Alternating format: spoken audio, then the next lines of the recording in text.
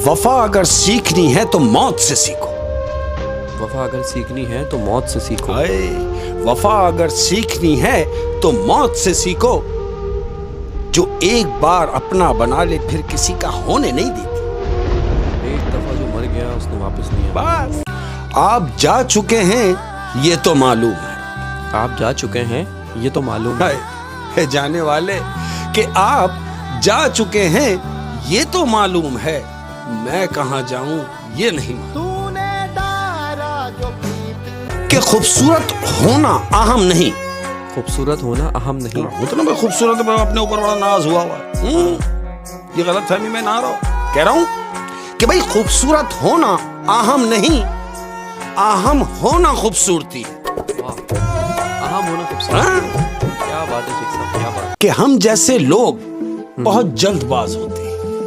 हम जैसे लोग बहुत जल्दबाज होते हैं। अपनी बात कर रहा हूं कि हम जैसे लोग बहुत जल्दबाज होते हैं। हम जैसे लोग देर तक जिया नहीं करते।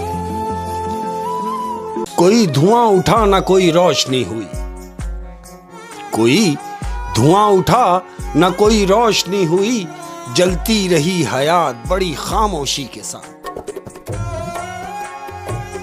कि जब भी रही शिकायत ही रही जमाने को। जब भी रही शिकायत ही रही जमाने को हमसे। कि जब भी रही शिकायत ही रही जमाने को। कभी कुछ कहने पे कभी चुप रहने। कि बहुत करीब आकर बताया उसने।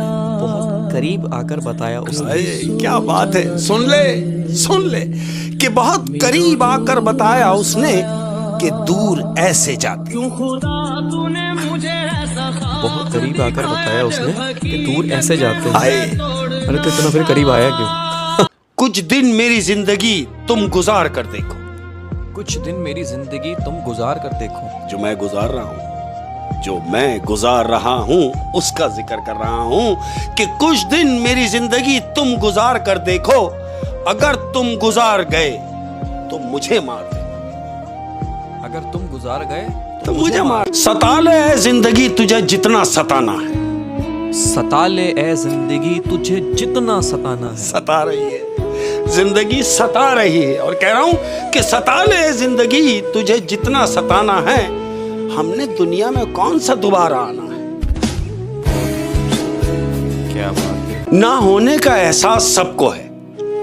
ना होने का एहसास सबको है। हाँ कि भाई नहीं है तो सबको पता कि नहीं है। कि ना होने का एहसास तो सबको है मगर मौजूदगी की कदर किसी को नहीं। मनाता है तो सारी फीलिंग्स को इकट्ठा करता है और कहता है कि आज हम समंदर की सैर करेंगे।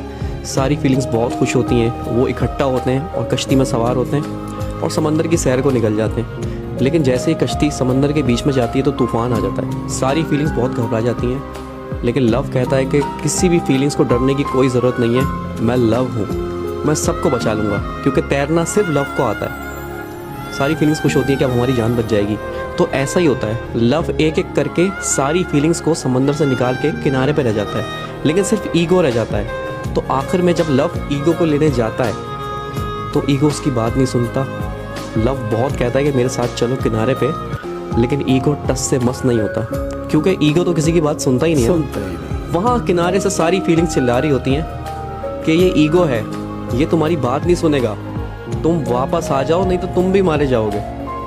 तो फिर ऐसा ही होता है, बात करते करते तूफान बहुत बढ़ जाता है और लव और ईगो दोनों डूब जाते हैं। वाह। तो इसी तरह हमारी जिंदगियों में ऐसा है कि इस ईगो ने न जाने कितने लव की जान ले ली। हाय। लेकिन ये फिर भी बाज ईगो। तो अगर आपके भी लव के दरमियान ईगो है तो उस ईगो को मार दें, नहीं तो लव भी मर जाएगा। रात भर इंतजार किया उसके जवाब आने का। रात भर इंतजार किया उसके जवाब आने का। रात भर इंतजार किया उसके जवाब आने का। सुबह जाकर एहसास हुआ जवाब ना आना भी तो एक जवाब ही था। क्या बात है, क्या बात है। शक तो था कि मोहब्बत में खसारे होंगे।